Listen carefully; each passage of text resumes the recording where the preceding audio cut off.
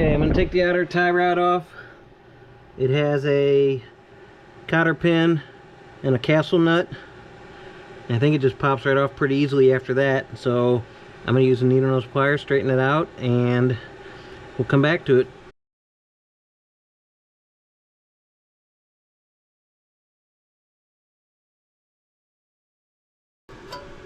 Okay, cotter pin's out. I think this is a 18 millimeter.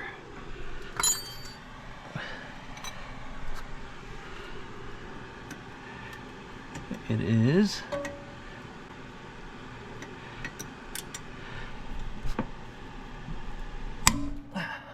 Okay, bent that a little bit, that's okay.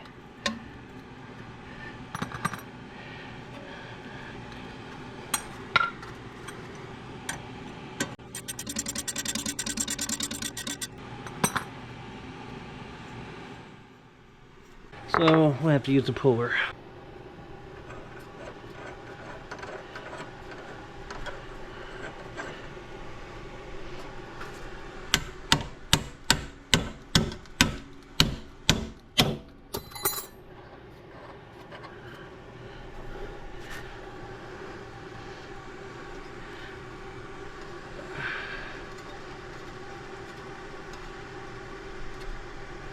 Okay.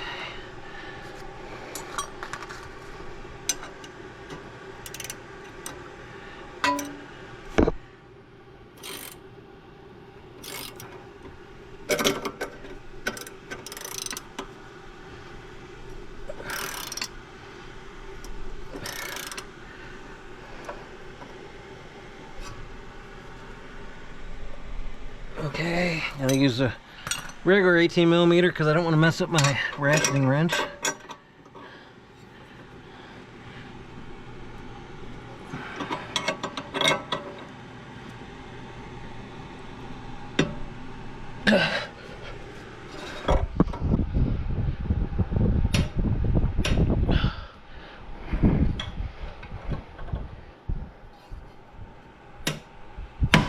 There we go. Should have popped it loose.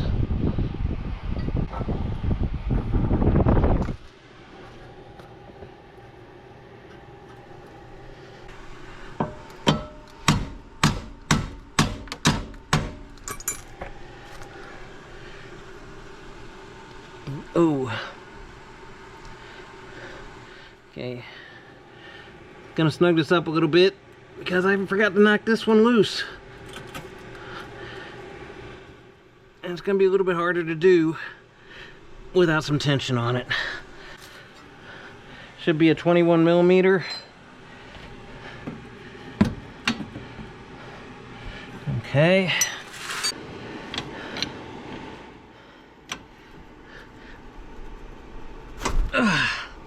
Okay. Broke it loose. Now I can take this off.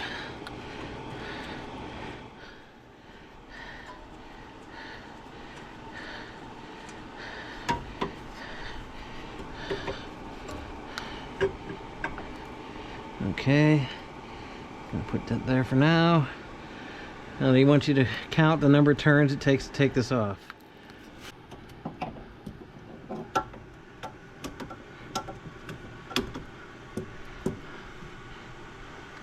Four, 5, 6, 32, 33. So I need 33 turns with the new one. That's just to kind of keep the alignment as close to normal. I'm still going to get everything aligned because I'm taking it all apart. Now I need to get this inner tie rod off. So the first thing you want to do is take that off. I'm going to retain the old spring clip and the old nut for the adjustment. Now for the tricky part.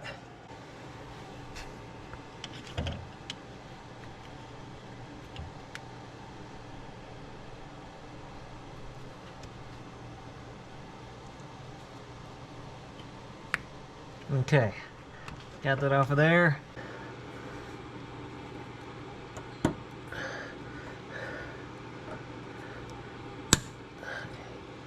Okay, I think I salvaged that. Oops, I didn't want that to come off. Okay.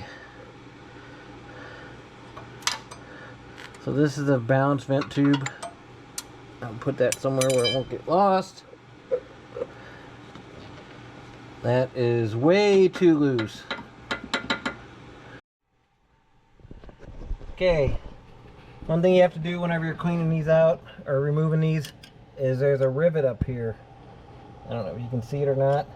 I'm going to try to get a screwdriver underneath the lip of that rivet and pry it out. That's what I did on the other side.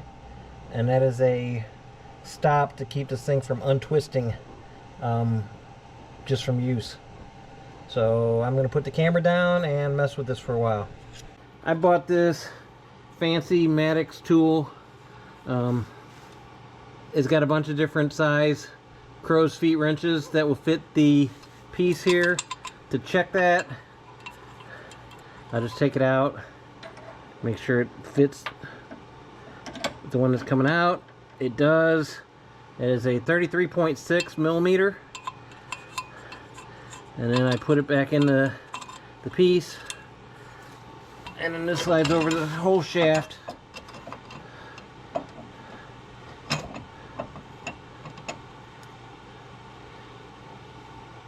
I'm going to go ahead and install the new inner tie rod.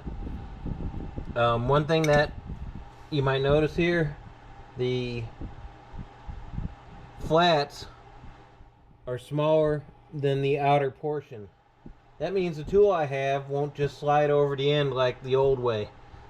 So what I have to do is get this hand tight, put the crow's foot on there, and then install the tool. So I'm going to try to do that now.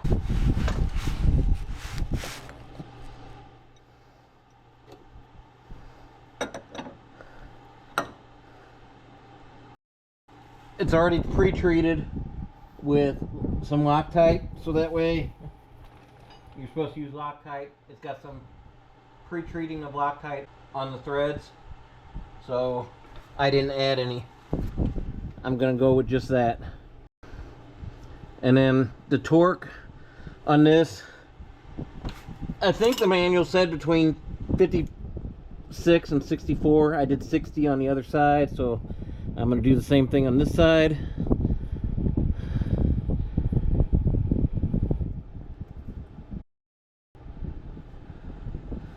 Okay, that little pin, I don't have rivets, but the new inner tie rod comes with these little spring rolls.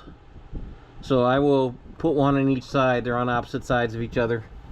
So now I have to undo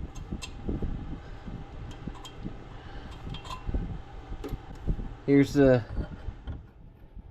crow's foot, which I'm sure you can't see anything right now. And then what I'm going to do,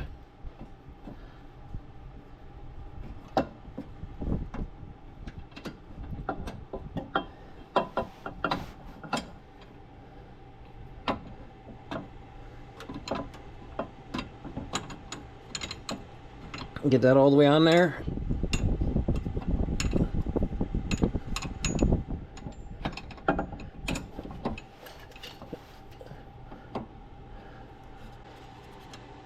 There we go. Okay, so that's all in. Set it to 60.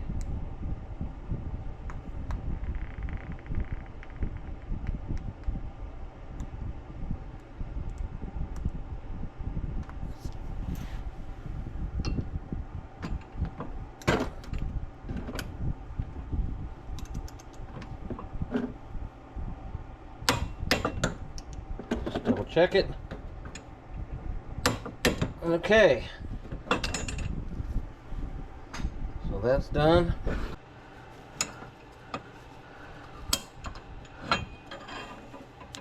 Okay, take that out. C-clip up. Now I have to install those little roll pins. So, very tiny. I use a needle nose pliers. and something to hit it with to get it started. It happens to be on the very top, which is unfortunate because that one's hard to get to. And then so there'd be one on the very bottom. Okay, I am going to use my angled extension needle nose.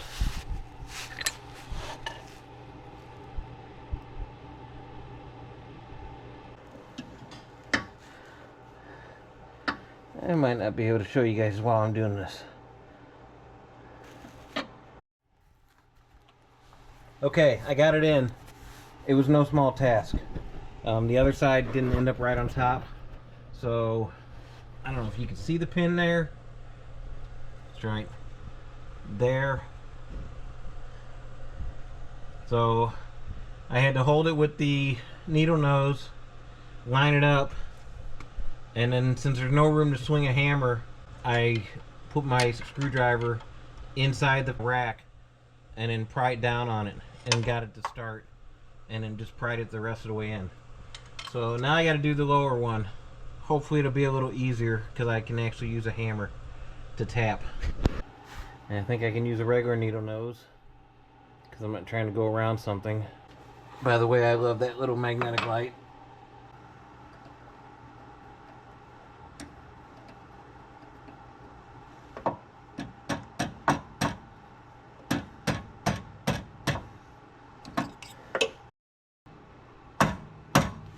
Okay, that is bottomed out. So now I got to put the bellows back on.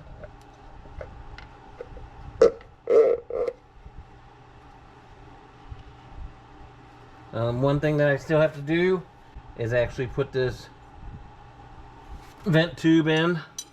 I'll do that from the front of the car. Just wanted to get this on here. I'm going to reuse the old nut right here. It's quite a bit thicker than the new one. Might be hard to see. So I'm going to reuse the old one.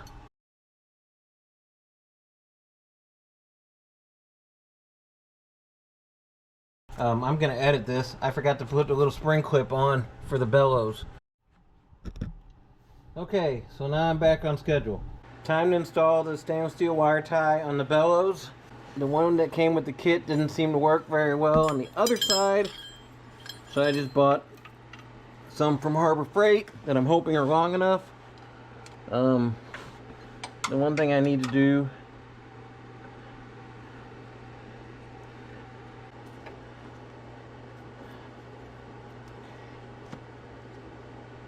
okay, so that is on there. I'll rotate it a little bit. Now I'm going to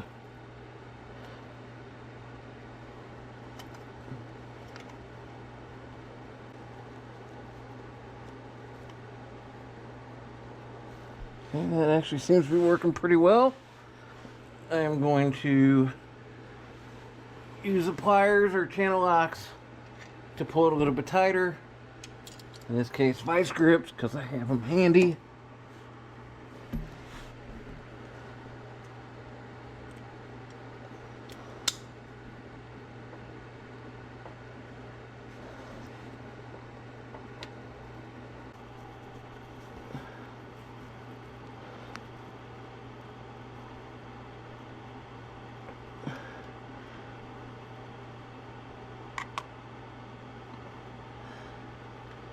Well, I kind of got it a little bit tighter.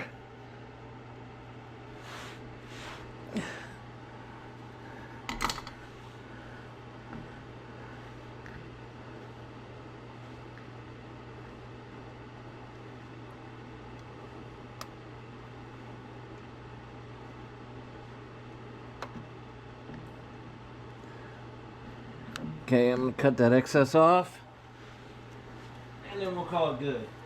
It does seem to hold a little bit tighter than the one that came with the kit.